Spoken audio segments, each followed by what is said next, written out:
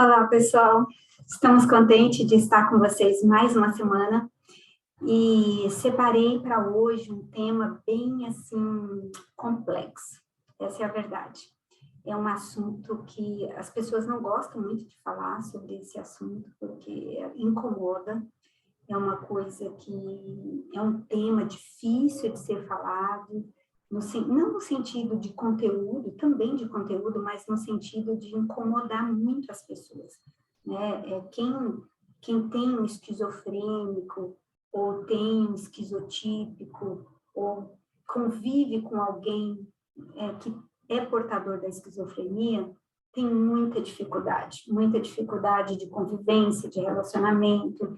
Então, é pensando nesse grupo tão especial, tão sofrido, né, que é o pessoal que tem algum ente querido esquizofrênico ou que é um esquizofrênico. Então, fique ligadinho, fique atento ao que nós vamos conversar hoje, porque vai valer a pena, né? É uma das lives, assim, mais difíceis de preparar, é esta, tá? Então, assim, nós vamos conversar mais de uma vez. Eu vou conversar, hoje nós vamos introduzir esse assunto, esse tema. Vai ser um tema, assim, gostoso, assim, vou tentar fazer o mais leve possível, mas, assim, é um assunto que não dá para se esgotar em uma única live. Então, nós vamos fazer hoje, na próxima semana vamos fazer uma outra live com esse mesmo assunto, e quem sabe depois a gente faz uma live ao vivo no Instagram, falando um pouquinho sobre, respondendo dúvidas sobre esse assunto, tá bom? Espero que dê certo. Vamos tentar, vamos fazer o possível para fazer no Instagram ao vivo. E eu gostaria que vocês se programassem, se organizassem para estar conosco, assistir, participar, né, fazer sua pergunta, que eu acho que vale a pena, né? Uma oportunidade aí única, né? No início da minha carreira, né, como psicóloga, eu acabei falando um pouquinho, estudando um pouquinho mais profundamente sobre este assunto da esquizofrenia. Então, eu espero, de alguma forma, ser útil para você, tá bom? Então, vamos lá, compartilhe o link dessa palestra de hoje, né, dessa live com as pessoas que você gosta, com as pessoas que você ama, e mesmo que não tenha um esquizofrênico aí na família, eu creio que ela será muito útil para você e para a sua vida, tá bom? Muito bem, esquizofrenia, o que que é? A esquizofrenia é uma psicose, tá? O que que é uma psicose? É uma doença mental que faz com que o indivíduo perca o contato com a realidade. Então, isto é uma doença tão grave, é uma psicose tão grave que o indivíduo, ele confunde o que ele está pensando com a realidade. Então, ele faz uma mistura entre o eu e o não eu. Isto é, aquilo que sou eu, que eu penso, que está dentro de mim, e o ambiente. Então, a esquizofrenia é algo muito grave, exatamente porque o indivíduo ele perde essa noção da realidade. E aqui eu vou dizer para vocês 6 características assim da esquizofrenia. O que faz da esquizofrenia uma psicose tão grave? Primeiro, o indivíduo tem alucinações. Alucinações são percepções falsas do ambiente. Então, o indivíduo, por exemplo, ele vê uma barata, de verdade, existe uma barata real, mas ele tem alucinações falsas de que aquela barata é um dragão, que a lagartixa é um dinossauro, que aquele som que ele ouviu, né, é um som diferenciado, não é exatamente aquilo. Então, por exemplo, ele pode... Nós vamos falar mais detalhadamente mais para frente, né, um pouquinho no decorrer da live de hoje, nós vamos detalhar mais as alucinações. Mas a alucinação é uma percepção falsa. É quando o indivíduo tem uma senso-percepção alterada, tá? Então, o esquizofrênico, ele tem isso, ele tem uma sensação e uma percepção do ambiente alterada, diferente da gente, tá? Os delírios. É característica também da esquizofrenia, os delírios, que são falsas crenças. Então, delírio de grandeza, delírio de percepção, né?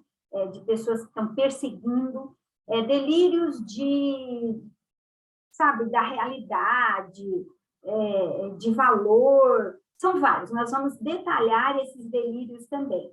Então, o que caracteriza a esquizofrenia? É a perda da realidade, é a confusão da realidade, né? Delírios, alucinações, discurso e comportamento desorganizado. Então, o indivíduo, ele fala de uma forma desorganizada, fora do padrão, do linear, mesmo que não seja uma pessoa que tem um discurso linear, mas um discurso cíclico, retórico, mas que volta para a base inicial, que faz sentido. Então, o esquizofrênico, ele tem um discurso totalmente desconexo e um comportamento desorganizado também, né? Ele tem um embotamento afetivo, então, isto é, ele tem uma certa dificuldade nos relacionamentos por conta desses delírios, das alucinações, do discurso estranho, do comportamento esquisito, né, estranho. Tem déficit cognitivo. Ah, mas como assim? Então, o esquizofrênico, ele não pode ser inteligente? Não. Se você assistir aquele filme Uma Mente Brilhante, você vai ver que aquilo é baseado numa história real. O esquizofrênico é inteligente? Sim. Mas o que acontece? Devido aos outros sintomas que o indivíduo tem, né, que ele sente, isso pode afetar a parte cognitiva, principalmente a questão do raciocínio para a solução de problemas. Então, o esquizofrênico, ele tem dificuldade de solucionar problemas básicos, problemas, assim, cruciais, problemas básicos do dia a dia. Ele se confunde, ele tem dificuldade. Ele pode ter uma perda da atenção também, por causa dos delírios, das alucinações. Então, a atenção dele pode se tornar desfocada. Ele também tem um prejuízo, uma disfunção ocupacional e social. Isto é, o indivíduo, o esquizofrênico, ele tem dificuldades no trabalho, por uma questão de permanecer naquela atividade, dar continuidade àquilo que ele começou, que isso é muito necessário nas empresas, né? Ou seja, qual for o ramo de trabalho dele, e na parte social também, devido à fala, ao comportamento, os delírios, alucinações. Então, qual é a causa da esquizofrenia? Não existe uma causa, digamos assim, única, uma causa conhecida, bem assim, fechada. Isso causa aquilo. Não, não tem. Né? Mas existe um componente genético e ambiental extremamente, digamos, relevante. Né? Nós vamos falar também. Tudo isso eu estou fazendo um resumo agora do que nós vamos falar ao longo da nossa live, desta live e da próxima também. Os sintomas, geralmente, da esquizofrenia surgem aí na adolescência ou no início da vida adulta, tá? Então, isso é muito comum surgir aí na adolescência, já tem alguns sinaizinhos, e no início da juventude é quando aparecem mais, de forma mais intensa, os sintomas, né? Ou mais episódios de sintomas, é comum ele durar aí no mínimo 6 meses. Né? Então, alguns sintomas que nós vamos detalhar aqui, ele precisa, para a gente fechar o diagnóstico que uma pessoa tem esquizofrenia, ele tem que aparecer esses sintomas no período de 6 meses, tem que ter pelo menos um episódio, né? Um episódio desses sintomas desorganizadores, precisa ter, precisa ser aí no período de 6 meses, pelo menos um episódio desses sintomas desorganizantes, né? O tratamento, ele é feito normalmente com terapia, né? Com reabilitação psicossocial, isto é necessário introduzir esse indivíduo na parte social, reintroduzir ele na parte social. Também, além da psicoterapia, da reabilitação psicossocial, também é necessário os fármacos, né? Os psicotrópicos, né? Alguns remédios, algumas medicações são indispensáveis para que o indivíduo tenha uma vida com qualidade de vida, tá? Então, a detecção, então, desse diagnóstico, quanto mais cedo, mais precoce for a detecção desse diagnóstico de esquizofrenia, melhor é o resultado a longo prazo. Então, quanto mais cedo se perceber esses sintomas esquizofrênicos, melhor é o resultado prognóstico, tá? Dessa doença. Então, mundialmente, vamos falar aqui algumas estatísticas que o pessoal gosta muito, né? Então, mundialmente, a esquizofrenia tem uma prevalência de 1% na população. Aí você pode pensar, nossa, só 1%? Pouco. Será que é pouco, 1%? Veja bem, um local onde tem 100 pessoas, é esquizofrênico. É um pouco, né? Pensa que você está numa igreja com 300 membros, 3 são esquizofrênicos. Então, assim, a prevalência é considerável, sim. E o sofrimento dos familiares, dos amigos, do entorno do indivíduo é um sofrimento muito grande. Então, é 1% da população, mas que causa um sofrimento, um desconforto muito grande na população ali do entorno. Nós vamos ver aqui que pode ser extremamente trabalhado, né? Pode ser aliviado. Então, a esquizofrenia, ela surge tanto em homens como em mulheres, e em todas as culturas, em todas as classes sociais também. Aí você pode dizer assim, nossa, mas parece que é mais comum na população carente. Gente, tudo na população carente acaba se tornando mais grave, porque não é detectado cedo, de forma cedo. Como não é detectado logo no início, os sintomas são mais graves, aparecem de uma forma mais intensa. Mas existem muitos esquizofrênicos em alta sociedade. Nós vamos ver aqui um dos sintomas deles aqui que vocês vão perceber que aparece. A vida urbana, a pobreza, traumas na infância, negligência muito acentuada, infecções pré-natais, são fatores de risco para e predisposição genética para o surgimento da esquizofrenia. Então, a esquizofrenia é uma psicose grave, crônica, né? Isto é, não tem cura. O indivíduo que começa a aparecer os sintomas da esquizofrenia, o indivíduo vai conviver com esses sintomas para o resto da vida, por isso a importância de evitar, né, de proteger as pessoas para que elas não surja, para que não manifeste pela primeira vez os sintomas esquizofrênicos, para que o indivíduo vá controlando o estresse dele, para ele não chegar a manifestar esses sintomas. É uma doença que começa no final da adolescência, como a gente já disse, mas ela pode durar, normalmente, uma vida toda, né?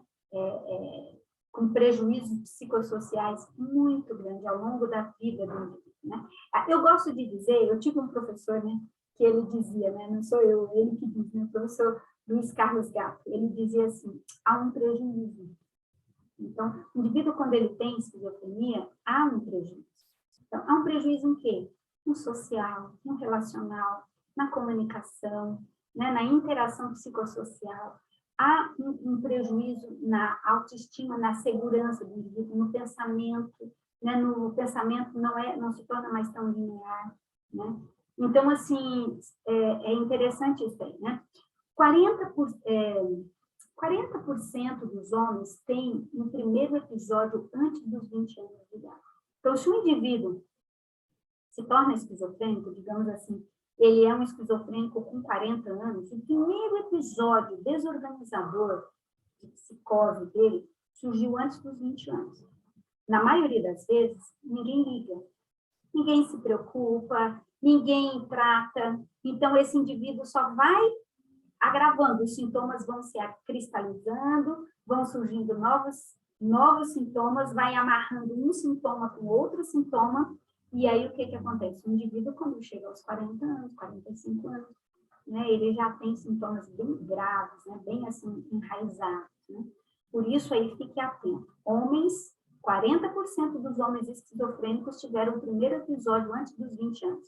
Já a mulher inicia, né, os seus sintomas esquizofrênicos por volta dos 20 anos. Então, é a partir dos 20 anos e os homens antes dos 20 anos.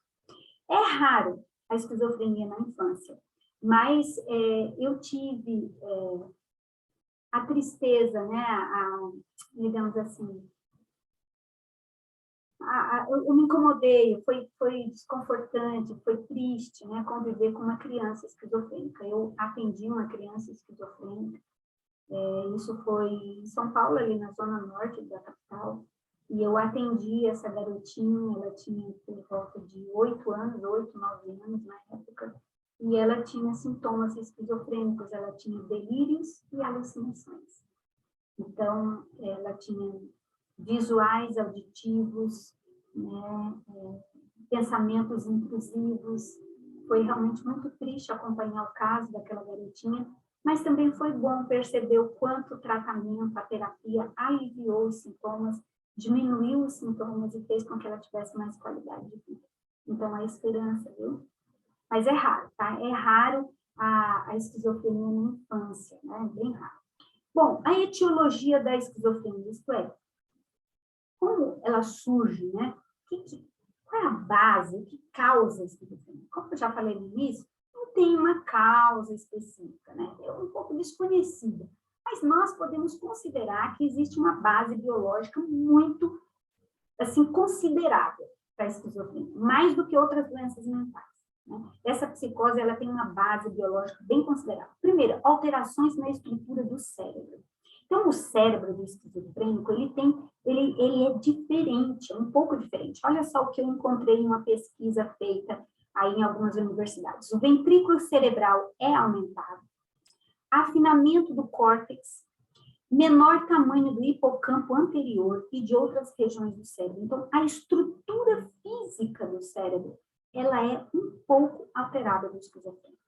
É isso que causa a esquizofrenia ou a esquizofrenia que causa isso? Não sei. Não sei, não me pergunte, que eu não sei responder isso aí. Mas existe sim. Existe também alterações neuroquímicas, né? Que são, assim, principalmente na questão da dopamina e do glutamato, né? Então, existem alterações neuroquímicas, o funcionamento químico do cérebro, né? Do indivíduo com esquizofrenia um pouquinho alterado. Fatores de riscos genéticos também. Existem alguns fatores que a gente deve considerar. Então, existe uma vulnerabilidade no neurodesenvolvimento associado a estresse ambiental. Então, isso torna o indivíduo com mais, digamos assim, mais probabilidade, o indivíduo é mais predisposto, né, a surgir aí a esquizofrenia, a manifestar os sintomas da esquizofrenia. Olha só, então, existe uma vulnerabilidade do neurodesenvolvimento, então, algo orgânico, genético ali, e também o ambiente, um ambiente estressor, um ambiente de muita violência, de muita privação, de muitas falhas ambientais, isso pode tornar aí, pode eclodir, né? Pode surgir aí os primeiros sintomas da esquizofrenia. Vulnerabilidade no neurodesenvolvimento. Então, vamos lá, o que seriam essas neurovulnerabilidades, né, do neurodesenvolvimento? Quais são as vulnerabilidades desse neurodesenvolvimento? Isso são fatores da infância que influenciam o surgimento de uma esquizofrenia na idade adulta ou na juventude. Então, predisposição genética. Bom, como assim? O que seria uma predisposição genética? Se na minha família tem um esquizofrênico, digamos assim, um parente de primeiro grau, um pai, uma mãe esquizofrênica, a minha probabilidade de ter esquizofrenia é de 10, 12, até 15% de possibilidade, contra 1% da população. Então, 1% da população pode ter esquizofrenia, mas se eu tiver um pai ou uma mãe esquizofrênica, eu tenho 12%, 10, 12, 15% de possibilidade de desenvolver esquizofrenia. Então, existe uma predisposição genética? Sim, gente, com certeza. Além do que, se eu moro com esse pai e com essa mãe, geneticamente, eu tenho essa predisposição, além do que eu tenho também o ambiente, que é um ambiente desorganizado, criado por esse pai ou por essa mãe que já é esquizofrênica. Então, são dois fatores aí, tanto a genética como o ambiente, né? Complicações intrauterinas, né? E também no parto ou no pós-parto, logo em seguida. Então, existe aí um fator muito importante, né? Quando o bebê vai nascer, é importante que todos os olhares sejam voltados para ele. Esse bebê vai precisar de atenção, vai precisar de um cuidado maior, né? Para que ele não venha a faltar para ele coisas básicas, essenciais, para que ele se torne um indivíduo inteiro, né? Um indivíduo que tem o eu, o não eu, né? Privar o bebê de uma mãe, privar o bebê de uma função materna, isto é, alguém que cuide, que pegue ele no colo, que fale com ele, que manuseie. Isso é importante, gente. Se você não tiver isso nos primeiros momentos ali de vida, nos primeiros meses de vida, você está condenando esse indivíduo há um risco muito elevado de desenvolver doenças graves, né? Doenças psiquiátricas graves. Infecções virais no sistema nervoso central, é muito importante cuidar para que crianças, bebês, não tenham infecções virais graves aí nos primeiros meses, primeiros anos de vida. Traumas na infância muito graves, negligências muito graves também. Então, isso é importante para, digamos assim, potencializar o surgimento de uma esquizofrenia. Então, como nós já vimos aqui, existe um fator genético no neurodesenvolvimento importante, predisposição genética importante, né? Principalmente aí de parentes de primeiro grau. Outro fator que as pesquisas provam é que gêmeos monozigotos, né, monozigóticos, né, quer dizer, gêmeos univitelinos, eles têm uma concordância aí de 45% de possibilidade. Então, se um adulto manifestou esquizofrenia, digamos, na adolescência, se ele for gêmeo idêntico de um outro, se ele tiver um gêmeo idêntico, esse outro gêmeo idêntico tem 45% de possibilidade de manifestar esquizofrenia. Quer dizer, é muito elevado, elevadíssimo, muito elevado. Então, isso prova, mais uma vez, a predisposição genética da esquizofrenia. Então, se você tem aí esquizofrênico na sua família, cuide de você, viu? Cuide de todas as pessoas que você ama, que faz parte dessa família, porque existe uma predisposição genética, sim. Exposição materna, a inanição no segundo trimestre de gestação.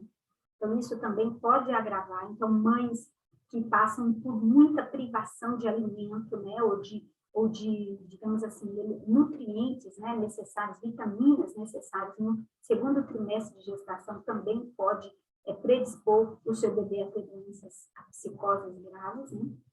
Influenza, né, também na gravidez.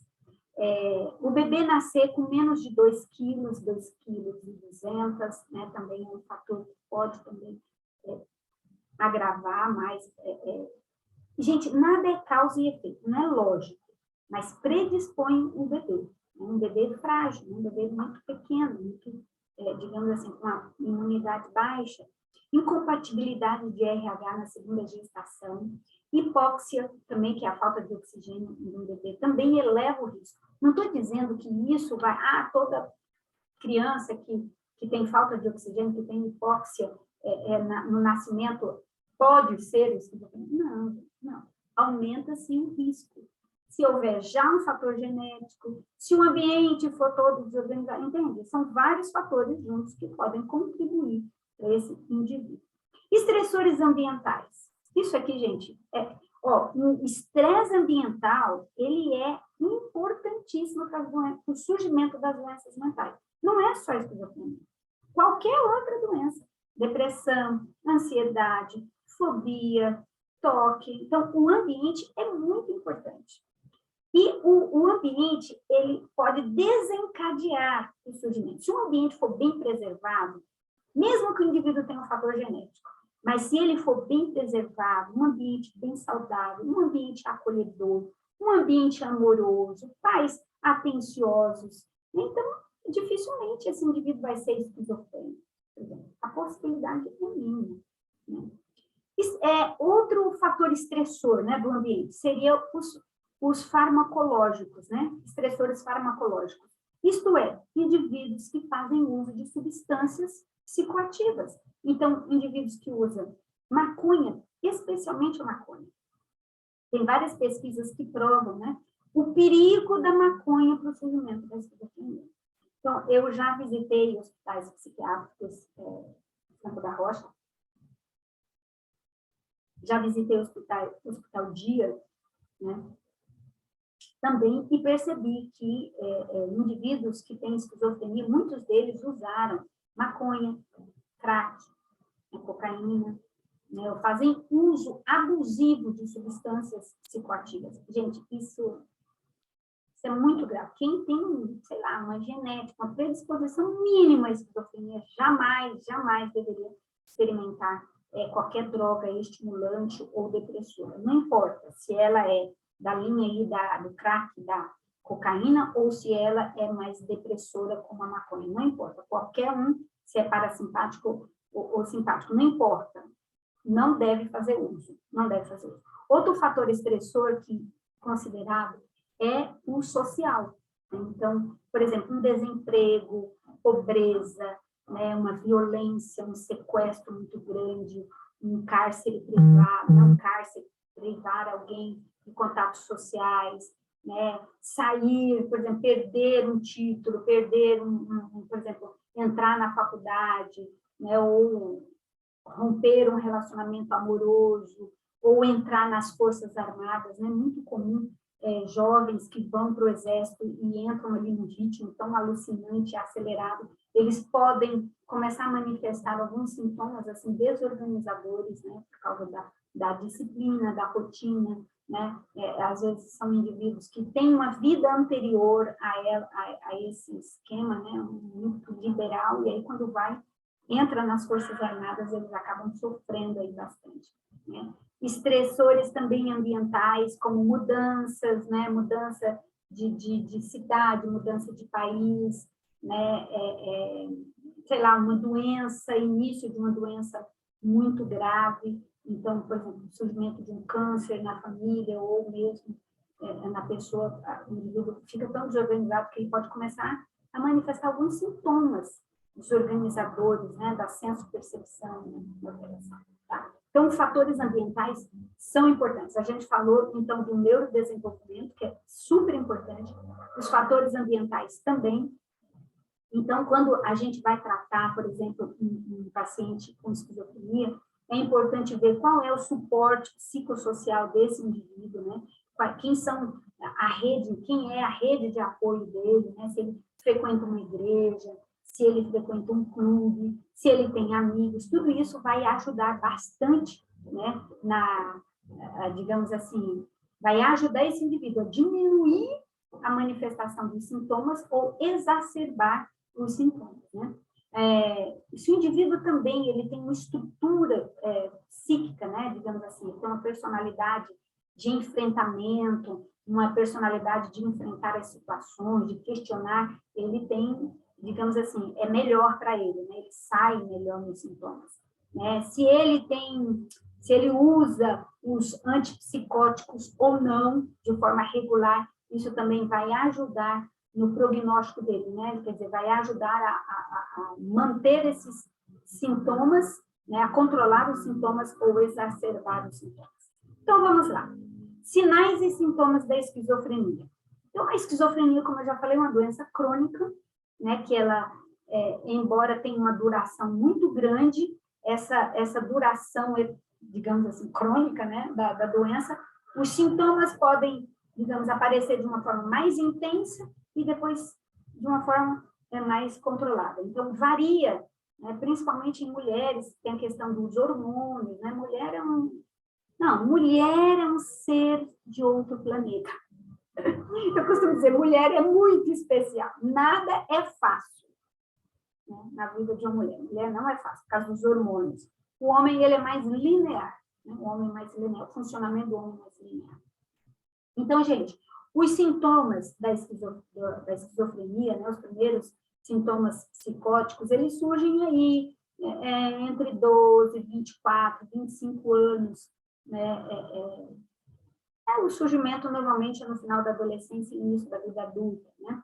E é muito difícil as pessoas procurarem médico logo que aparecem os primeiros sintomas. É comum assim, o indivíduo tem um sintoma, ele acha meio esquisito, mas deixa para lá, eu não estava bem, estava estressado. Aí depois, 6 meses, 7 meses, 8 meses depois, aparece um outro sintoma, e ele, que bobeira.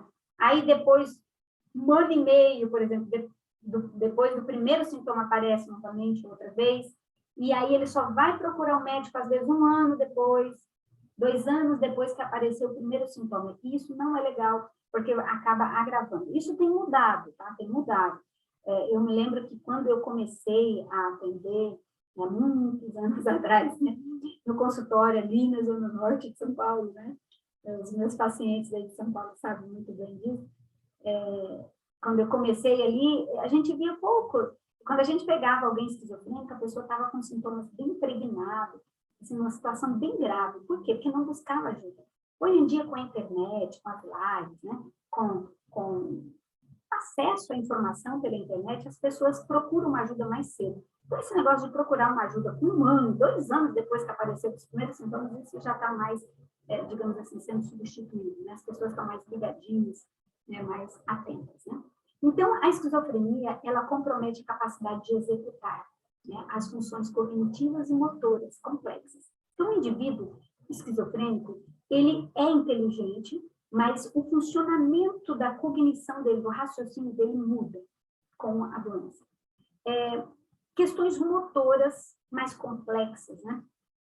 Então, o indivíduo fica ele pode ficar meio desorganizado fisicamente, né? Meio confuso, meio atrapalhado, né? Meio destrambelhado, né? Ele pode ficar, assim, estranho, né, no comportamento dele. Questão social, que é um prejuízo grande, né? E também o cuidado de si mesmo. O indivíduo ele pode perder o jeito de cuidar dele, ele pode deixar de cuidar de si. É comum, às vezes, um esquizofrênico estar com o cabelo gorduroso, né, sem lavar, né, uma roupa diferente. E nós vamos ver aqui a diferença entre a esquizofrenia, sintomas esquizofrênicos do cuidado pessoal e o excêntrico, né? Que, às vezes a gente confunde o excêntrico, né? Tem muita gente famosa que é excêntrica. Não significa que ela é esquizofrênica. Mas tem muito esquizofrênico que a gente olha assim, a princípio, pode parecer só uma pessoa excêntrica, né? Diferente. Né? O desemprego, o isolamento, né? Como eu já falei para vocês, pode... acho que o meu celular está aqui, deixa eu ver se eu consigo montar ele. Olha, não sei por que ele está tocando, né? Isso é hora de tocar, né? Está tocando aqui, não para de tocar. Eu espero que ele pare de tocar aqui. Meu Deus do céu, quem diria que o bichinho ia tocar logo agora, no meio da nossa live, né? No meio da live. Mas, assim, espero que... Opa, deixa ele. Vamos ver, espero que tenha... Espero que você não tenha saído. Fica aí, hein? Fica ligado. Então, vamos falar um pouquinho sobre as fases da esquizofrenia. A esquizofrenia, ela tem algumas fases importantes que a gente deve considerar. Como nós vamos falar aqui em 2 lives, eu vou falar um pouquinho sobre as fases hoje e vou tentar completar com vocês os sintomas. Então, quais são as fases? Fase premórbida. Né? O que seria uma fase premórbida? É quando o indivíduo manifesta alguns sintomas com algum prejuízo social, meio desorganizando o pensamento, mas não chega a ser, digamos assim, um prejuízo muito grande, não é um quadro, assim, todo mundo, nossa, esse cara ficou esquisito, né? Ele está estranho. Não. É só, digamos assim, uma diferença, né?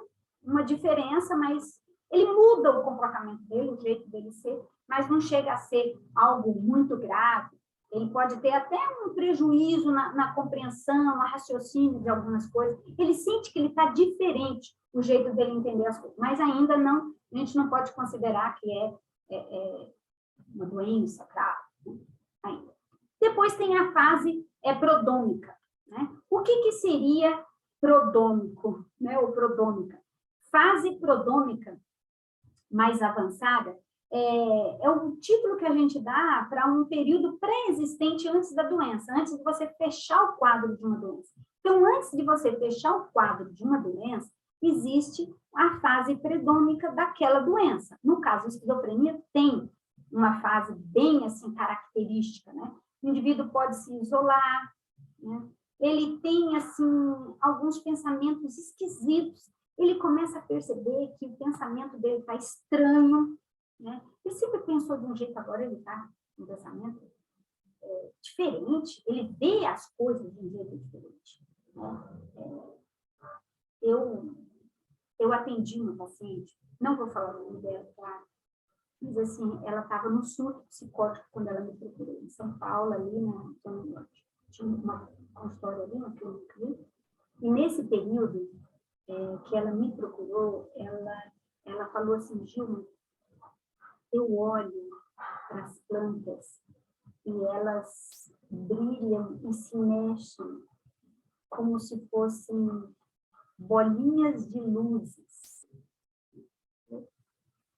Ela também disse que, ao pisar no chão, ela tinha a sensação de estar pisando em bolinhas de isopor. Ela via a árvore brilhando como luzes, as folhas brilhando, né? A folha brilhava, né? Como bolinhas de Natal, assim, bolinhas de árvore de Natal. E no chão, quando ela acordava, que ela pisava, quando ela estava em crise, ela pisava no chão e parecia que ela estava, assim, derrapando, estava pisando em bolas de isopor.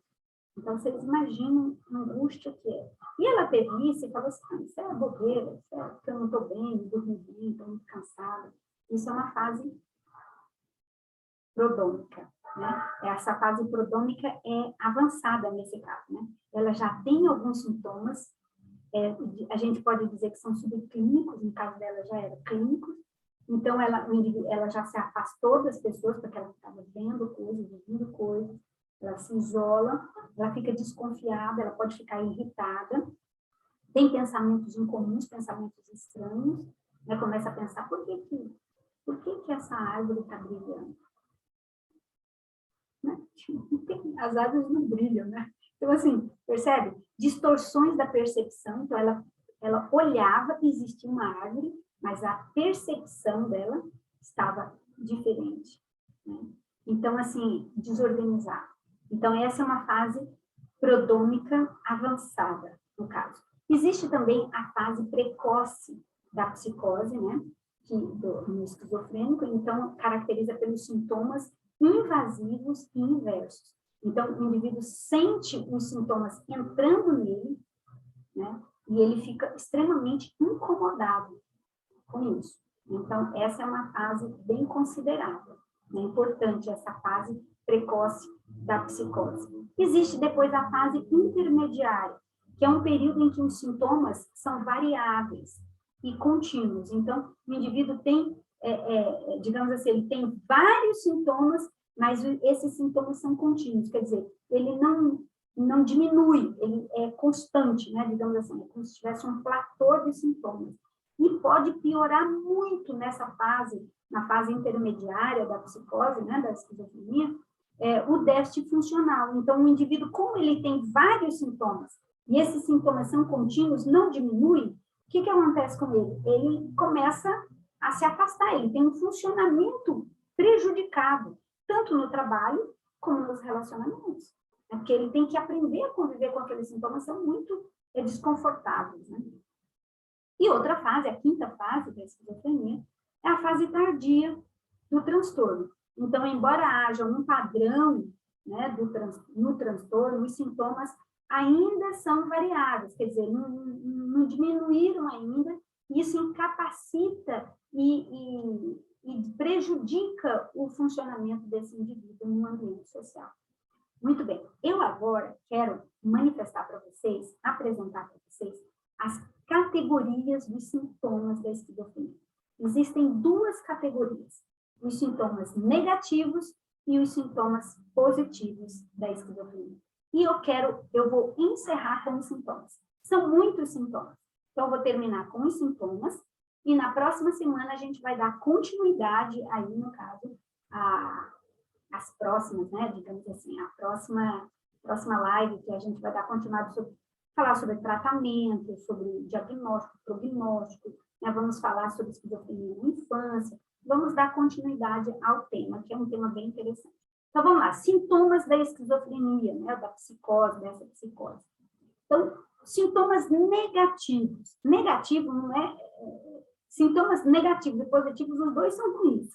Mas o negativo quer dizer que diminui no indivíduo. E sintomas positivos, o que aumenta no indivíduo. Então, embotamento afetivo fica diminuído, é negativo. Então, quais são os sintomas do embotamento afetivo?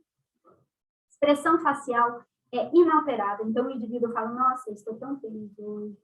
Você precisa entender como estou contente de ver você aqui. Então, assim, ele não tem uma expressão facial de alegria. Nossa, estou tão feliz de ver você aqui. Caramba, que bom te ver. Nossa, que bom ter você aqui na nossa live. Não é uma expressão.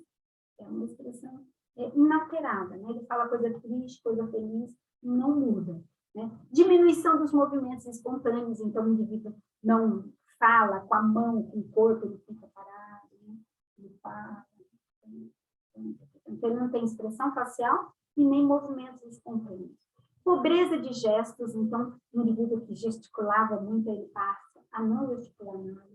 Então, foi tão grande, né? Então, assim, até a parte vocal, né? A fala dele muda, pouco contato visual. Então, normalmente, esses sintomas negativos, né? O indivíduo, ele não olha muito nos olhos, ele olha para baixo, ele fala com você olhando para o lado, então, né? Então, parece que ele não está te vendo, né? Parece que ele passa por você, né? Ele passa através de você. É um olhar muito estranho, um olhar esquizofrênico. Normalmente, a gente que trabalha, né, nessa área mental, os psiquiatras, os médicos, né, psicólogos bem treinados, eles se reconhecem na hora que entram no consultório, você já percebe, pelo olhar, né? O olhar é diferente, né? Pouco contato visual, diminui a ausência de respostas afetivas, então, assim, quando você fala alguma coisa que você vai abraçar a pessoa, ela não responde de forma afetiva, ela não vai espontaneamente te abraçar, te beijar, não vai, né? Afeto inapropriado, então, assim, de repente começa a rir e não é para rir, de repente começa a chorar e não é para chorar, né? Então, assim, é esquisito, é inapropriado o afeto dele, né? O amor, a forma como ele manifesta isso, né? Falta de modulação vocal, então a fala dele é sempre igual, né? Nossa, que legal! Não acredito! Ai, nossa, foi tão triste. Ele não tem essas expressões vocais, assim, essa modulação, que isso é natural quando a gente está contando uma história. Ele conta uma história assim, sabe? Mesmo timbre, mesma altura, mesmo jeito, não tem modulação nenhuma, não tem intensidade, não tem expressão física, nada, né? Então, assim, embotamento afetivo é negativo, tá? Não é positivo, como, por exemplo, um eufórico, não é uma pessoa eufórica, uma pessoa excitada, uma pessoa bipolar, está bem na fase eufórica, maníaca, tem um embotamento, a parte afetiva dela é positiva, quer dizer, ela fica elevada, esse movimento. No esquizofrênico fica embotado, fica negativo. Já a alogia, né, a alogia do indivíduo, quer dizer, ele tem uma pobreza na fala, quer dizer, a fala dele é diferente. Ele fala com menos recursos de palavra, ele usa menos, digamos, o repertório de palavras que ele tem, que ele leu, que ele estudou desde a infância, que ele tem um repertório grande, um dicionário, digamos assim, um vocabulário rico, ele não usa, ele usa poucas palavras, né? Pobreza no conteúdo da fala, então a fala dele, ele não explica as coisas, ele não discursa sobre coisas, ele é bem lógico, objetivo, direto, conciso, né? Ele tem um bloqueio de pensamento, às vezes ele bloqueia, ele não consegue pensar algumas coisas. Você fala para ele, pensa não sei o quê, não consegue, ele não consegue. Tem coisas que ele não consegue pensar. O pensamento dele não vai por aquele caminho, não adianta existir, né? Existe também uma maior latência de respostas, né? Então, assim, o indivíduo fica mais lento para responder, né, algumas coisas. E ainda nos sintomas negativos, ele tem uma certa apatia, né? O que seria isso? O indivíduo fala pouco, né? Ele fica, não só uma abulia ou apatia, não só assim, na fala, mas também no cuidado. Então, o indivíduo fica, por exemplo, cuidados pessoais, de higiene, ele pode diminuir a limpeza de si, né? O banho, o uso do perfume que ele sempre gostou, ele passa a não pentear talvez o cabelo, a não se maquiar, se for mulher, ele passa a não cuidar da aparência, que antes ele gostava, digamos, das roupas mais, digamos, alinhadas, combinando, ele fica mais estranho com respeito a isso, né? Falta de persistência no trabalho, então, ele não vai para o trabalho, ele passa, hoje eu não estou com vontade, não vou. Então, assim, diminui. Lembra que o eufórico gosta de trabalhar excessivamente? Não. O esquizofrênico, ele para de trabalhar, ele diminui esse trabalho, né? amoroso também, essa reciprocidade amorosa, né? Então, digamos que ele tem um namorado, uma namorada, e o outro manifesta um afeto, um carinho, ele fica mais parado, né? menos energia, né? Energia física diminui bastante, né? Anedonia, quer dizer, o prazer diminui, ele tem pouco interesse em quase tudo, né? Lembrando aí uma depressão também, né? Pouca atividades recreativas, então aquilo que ele gostava de fazer muito, ele passa a não fazer mais. Comportamento relativo nas relações afetivas fica comprometido, ele tem um comportamento estranho, não é mais tão amoroso, tão afetivo, tão carinhoso, diminui a quantidade de amigos, né? Ele não tem mais prazer em ficar com os amigos, ou com o seu cônjuge, com o seu parceiro, né? Diminui também a concentração na questão da parte cognitiva, diminui. Esses são os sintomas negativos.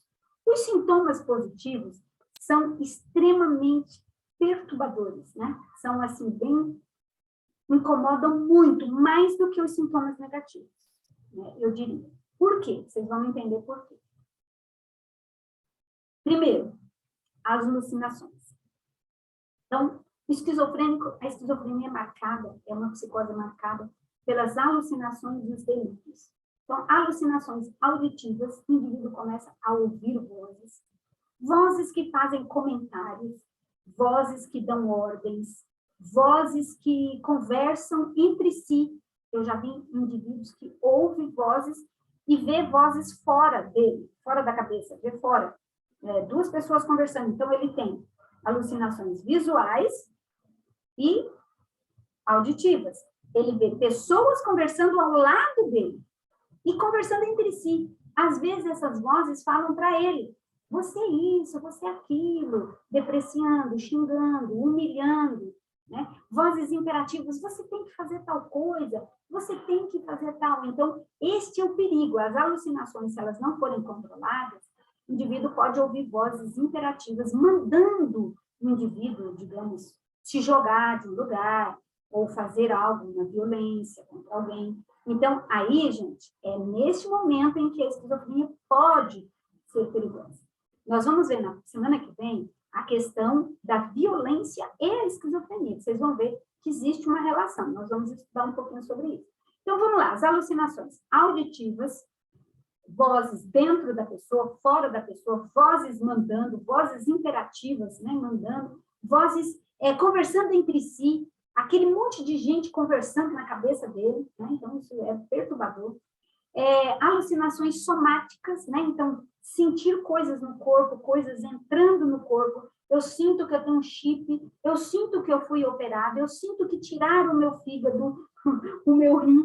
Eu tive uma paciente que sentia que tinham introduzido um negócio pela vagina nela, né? E ela falou: eu sinto que eu tenho um negócio no meu útero. Eu falei: não tem nada. Não, eu sinto que entrou, eu estava dormindo e alguma coisa foi colocada dentro de mim, sabe? Então, assim, essas alucinações são extremamente perturbadoras. Alucinações táteis, como daquela paciente que eu mencionei para vocês, que ela sentia as bolinhas de isopor, né? Pode sentir no corpo também. Também alucinações olfativas, né? Então o indivíduo pode sentir cheiro de coisa podre, cheiro de comida, cheiro ruim, cheiro de perfume, cheiro de sangue, cheiro de morte, cheiro de cachorro, sei lá, tem vários cheiros, né? As alucinações olfativas, elas são realmente bem perturbadoras também. E as alucinações visuais. Gente, alucinações visuais na esquizofrenia é muito comum, auditivas e visuais. E se o indivíduo fazer uso de qualquer droga, qualquer substância ilícita, aí as alucinações visuais são, assim, descontroladas. O indivíduo vê muitas coisas, muito perturbado, ele vê até com os olhos fechados, ele vê, é uma coisa assim, muito angustiante mesmo, uma crise com alucinações visuais, tá? Então, esses são os sintomas positivos de alucinação. Sintomas positivos de delírio, quais são? Então, o indivíduo tem delírio de perseguição, ele acha que estão perseguindo ele. Não, eu sinto, tem gente me perseguindo, tem gente querendo me prejudicar, a culpa não é minha, não sei o quê. Ele pode sentir, sim, ter esses delírios persecutórios. Ele pode ter também o delírio de ciúmes, né? Que é achar, ter certeza que o cônjuge dele tem um amante, né? Tem um amante, tem alguém, né? Então, assim, é muito comum isso, viu? Os delírios de ciúmes, né? Eu tenho certeza, eu ouvi, eu sinto que tem, né? Então, é comum. Delírios de culpa, né? Então, o indivíduo tem certeza que ele é culpado por coisas assim que não tem o menor cabimento. Delírios de pecado, eu sou um pecador, um péssimo pecador, né? Eu sou a pior pessoa do mundo, sou a pessoa má, né? Existe também delírios de grandeza, tá? Eu atendi uma pessoa que, não é para rir, mas ele tinha certeza que ele era Napoleão Bonaparte, né? Ele tinha certeza. E isso foi um delírio de grandeza, né? Ele achava que ele era um rei. Eu vi, isso é muito comum, gente, também delírios na demência, né? Digamos assim, na idade avançada. Né? Pessoas bem idosas podem ter delírios, mas são delírios diferentes da esquizofrenia, tá? A gente não pode dizer que todo idoso, sei lá, que tem demência, por exemplo, é um esquizofrênico. Não. Ele vai ter vários prejuízos devido à idade, né? E a gente pode até falar um pouquinho sobre isso, sobre a envelhecência. Temos uma live aí sobre a envelhecência, né? A beleza de envelhecer, né?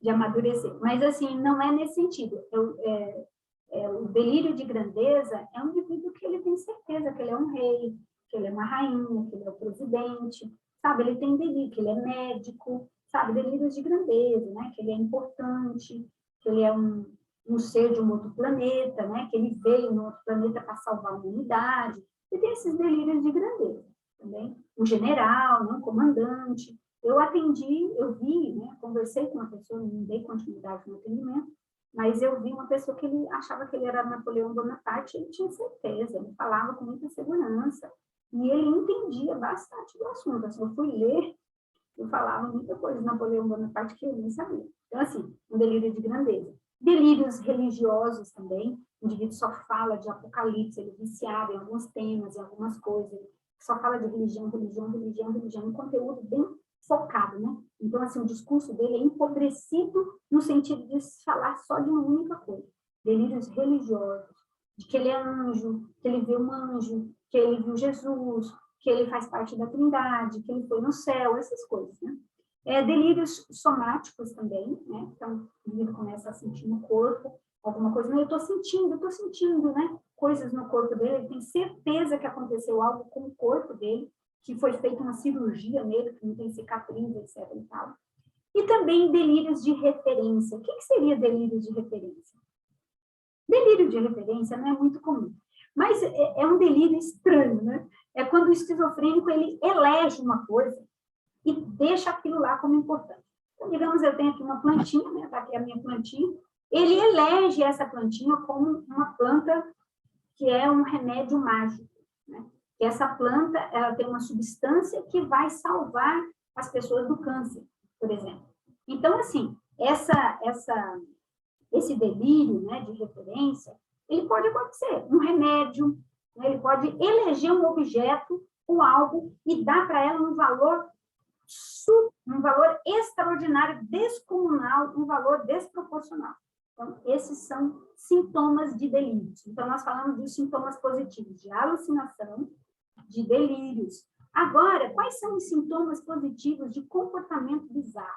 Então, o indivíduo pode usar roupas extravagantes, roupas diferentes, excêntricas, né? Ter uma aparência diferente, né? Aqueles indivíduos que colocam coisas no corpo dele, objetos no corpo, grudam objetos no corpo dele, placas, ferros, metais, etc. Então, não vou aqui falar muito sobre isso para a gente não ter problema aí com o YouTube. Mas, assim, uma aparência excêntrica, diferente. Espero que vocês tenham entendido. Comportamento social bizarro, estranho, esquisito. Um comportamento sexual também fora do padrão. Né? O indivíduo pode se masturbar em público, por exemplo, em locais onde tem outras pessoas, né? Ataques, agarro, né? Pode agarrar pessoas, atacar pessoas, né? Um pouco estranho. Uma agitação, um comportamento agitado, desproporcional, ser repetitivo, em alguns temas, em alguns assuntos, de forma assim, desagradável, né? Inconveniente. Outros sintomas positivos são alterações do pensamento. Então, o esquizofrênico ele tem alterações do pensamento. Como que são essas alterações? Tem o descarrilamento, né? Então, o indivíduo tem um pensamento descarrilhado, né? O que seria isso? Ele está pensando numa coisa e, de repente, perde o pensamento. Está indo por aqui, aí é como se o pensamento dele fosse arborizado. Ele está indo aqui, aí ele divide para cá, divide para lá, divide para cá. De lá ele já vai para outro assunto. Então, ele não volta para o descarrilamento. Quer dizer, saio do trilho. Eu estou indo aqui e aí eu saio daquilo, de repente, sem pé nem cabeça. De repente, eu estou falando outra coisa, nada a ver. Pensamento tangencial, né? O que seria isso? Eu estou falando num assunto, né? E aí eu começo a falar uma coisa desconexa, né? Parece desconectado, né? Um tópico desconectado. Desvia do tópico do pensamento. Então, é como se eu saio pela tangente, né? Eu estou falando uma coisa e saio por outra. O descarrilamento, ele é um pouco mais, ele pode ser também um pensamento supérfluo, né? O descarrilamento, ou arborizado. Um pensamento incoerente também. O indivíduo pode pensar uma coisa e uma coisa assim esquisita. Ele começa a falar uma coisa nada a ver. Ele começa a achar umas explicações para uma coisa. Ah, eu acho isso por isso, por isso. A explicação dele, a justificativa dele não faz sentido.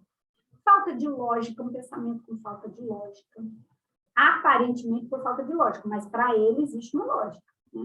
Falta de acelerado, né? Ou uma fala acelerada, por exemplo, o indivíduo começa a falar muito rápido, parece uma metralhadora, e esse pensamento que ele fala rápido pode ser desconexo ou não, né? Depende do que prevalece. Reverberação, então, o que é isso, né? O que é um pensamento que reverbera? É um pensamento repetitivo, mas mais do que isso, pode ser um trocadilho. É muito comum, eu já vi pacientes esquizofrênicos que tudo ele faz digamos assim, é como se fosse um trocadilho, né? Uma rima. Ele substitui a palavra por uma outra palavra, por uma outra lógica na linguagem, sabe? Uma coisa estranha. Ele usa trocadilho, mas aquela palavra que ele colocou ali, não faz uma rima gostosa, lógica, linear. É uma rima que só rima. Ela não faz sentido, não é lógico também, tá? O neologismo também é muito comum em pacientes esquizofrênicos, isso é, ele cria uma palavra, ele inventa uma palavra, e essa palavra, que não existe, ele dá um novo significado, quer dizer, ela não existe, e ele dá um significado nada a ver com aquela palavra. Isso é muito comum também. Como vocês viram, os sintomas são extremamente desagradáveis, são sintomas desconfortáveis para qualquer pessoa, desconfortável para o indivíduo que está sentindo e desconfortável também para os familiares, para as pessoas que estão ali com esse indivíduo.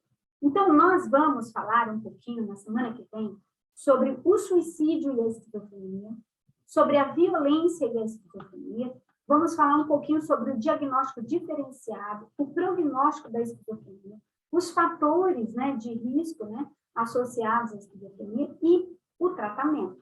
E também um pouquinho sobre os antipsicóticos também, tá? Que eu acho que vale a pena falar sobre isso, sobre a psicoterapia, o tratamento da esquizofrenia. Isso vai ser semana que vem. Na próxima semana, espero que você fique aí ligadinho, porque a gente terminou agora com os sintomas da esquizofrenia, e os sintomas vale a pena você pensar com carinho, analisar com cuidado, porque realmente eles são graves, causam um desconforto muito grande em quem está no entorno, mas eles podem ser controlados com a medicação, tá? Com os psicofármacos, tá bom? A gente vai falar sobre isso semana que vem, tá bom? Que Deus te abençoe, que Deus esteja com você. Ficou um pouquinho longa a live, mas eu vou encerrar agora. E na próxima semana também, quem sabe, a gente fala sobre um personagem da Bíblia que ficou louco, que está na Bíblia também, está no livro de Daniel, tá? Daniel 4, tá bom? Que Deus te abençoe. Fecha os olhos e ore comigo. Paizinho querido, muito, muito obrigada, Senhor, por tudo que o Senhor fez por mim. E fez também por cada um dos que estão me ouvindo. Peço a tua bênção, a tua proteção sobre nós, nos dê saúde física e principalmente saúde mental e espiritual. Que o Senhor esteja sobre cada um de nós para que desfrutemos de saúde em abundância, que possamos estar sempre ao teu lado, protegido por ti. Que o Senhor nos abençoe, esteja conosco, lhe peço em nome de Jesus. Amém. Que Deus te abençoe cada dia, todo dia, até o último dia. Um abraço.